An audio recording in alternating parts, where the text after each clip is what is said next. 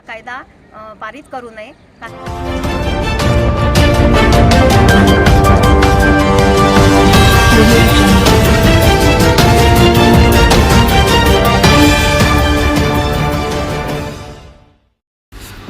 देवस्थान इनाम निर्मूलन कायदा विरुद्ध अकोल्यात रणशिंग। पालकमंत्री ॲडव्होकेट आकाश फुंडकर यांना निवेदन। महाराष्ट्र सरकारने प्रस्तावित केलेल्या महाराष्ट्र देवस्थान इनाम निर्मूलन प्रारूप अधिनियम 2026 या वादग्रस्त कायद्याविरोधात अकोला जिल्ह्यात तीव्र आंदोलन सुरू झाले आहे। केवळ हिंदू मंदिरांच्या लाखो हेक्टर इनाम जमिनी भूमाफियांच्या घशात घालण्याचा हा कायदेशीर कट असल्याचा आरोप करत हा कायदा विना अट मागे घेण्याच्या मागणीसाठी अकोला जिल्ह्याचे पालकमंत्री ॲडव्होकेट आकाशजी फुंडकर यांना निवेदन देण्यात आले। निवेदन स्वीकारल्यानंतर मी मुख्यमंत्री साहेबांशी या कायद्यासंदर्भात निश्चितपणे बोलेन असे सकारात्मक आश्वासन पालकमंत्र्यांनी यावेळी दिले। या निवेदनाच्या माध्यमातून पुढील मागण्या करण्यात आल्या। हिंदू देवस्थानाचे अस्तित्व धोक्यात आणणारा हा प्रारूप अधिनियम 2026 तात्काळ मागे घ्यावा।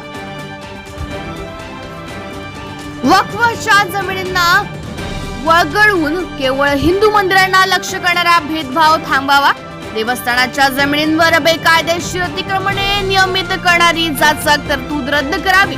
महसूल अधिकाऱ्यांच्या निर्णयाविरुद्ध दिवाणी न्यायालयात दाद मागण्यांचा अधिकार कायम ठेवावा। चालू घडामोडी व पुढील रणनीती।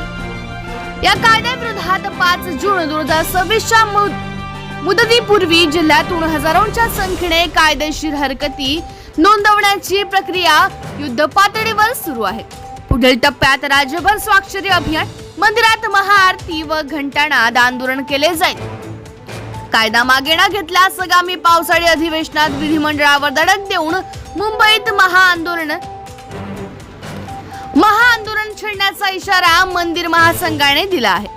निवेदनाप्रसंगी उपस्थित मान्यवर यावेळी मंदिर विश्वस्त श्री राजीव इंगडे, श्री प्रमोद अग्निहोत्री, राष्ट्रभक्त अधिवक्ता समितीचे अधिवक्ते श्री मुकुंद जालनेकर, श्री मिलिंद लहरिया, श्री अनुरुद्ध देशपांडे, श्री रवी झुंझोळकर, कुमारी रश्मी यादव, श्रीमती श्रुती भट आणि हिंदू जनजागृती समितीचे श्री अमोल वानखडे उपस्थित होते।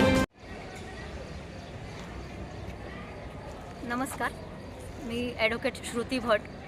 आज आम्ही महाराष्ट्र मंदिर महासंघाच्या वतीने अकोला जिल्ह्याचे पालकमंत्री जे आहेत ॲडव्होकेट आकाशजी फुंडकर हे येथील जिल्हाधिकारी कार्यालयात आले असताना त्यांना एक निवेदन दिलेलं आहे। निवेदनाचा विषय असा आहे की अलीकडेच महाराष्ट्र सरकारने एक प्रारूप महाराष्ट्र देवस्थान इनाम जमिनी निर्मूलन प्रारूप अधिनियम 2026 हा येत्या पावसाळी अधिवेशनात पारित करण्याचा सरकारची योजना आहे। तर हा कायद्याचा अभ्यास केला असताना आमच्या असं लक्षात आलं की या कायद्याच्यातले जे सेक्शन्स आहेत ते खरं म्हणाल तर खूप विसंगती त्याच्यामध्ये आहे आणि देवतांच्या जमिनी ह्या संरक्षित आहेत। अनेक न्यायनिवाडे सुप्रीम कोर्टाचे माननीय उच्च न्यायालयाचे सुद्धा आहेत की या अहस्तांतरणी आहे जमिनीच्या मालमत्ता, यांना हा अधिकार कोणी दिला हा पण प्रश्न उद्भवतो। तसेच सदर प्रस्तावित कायदा हा केवळ जमीनविषयक प्रशासकीय प्रश्न नाही आहे, तर हिंदू देवस्थानांचे अस्तित्व, धार्मिक स्वातंत्र्य, मंदिरांची आर्थिक स्वायत्तता, श्रद्धा, परंपरा असे इत्यादी अनेक मुद्दे या कायद्याशी निगडीत आहेत। हा कायदा जर पास झाला तर मंदिर संस्कृती उद्ध्वस्त होण्याची भीती आमच्या मनात आहे। म्हणून आम्ही सरकारला विनंती करतो आहे की हा कायदा पारित करू नये, कारण की यामुळे जनतेच्या भावना दुखावल्या जाणार आहेत आणि मंदिरांचं खूप मोठ्या प्रमाणात नुकसान होईल आणि आपल्या मंदिरांच्या संदर्भातले जे श्रद्धा आस्था आहेत त्या संपुष्टात यायला वेळ लागणार नाही।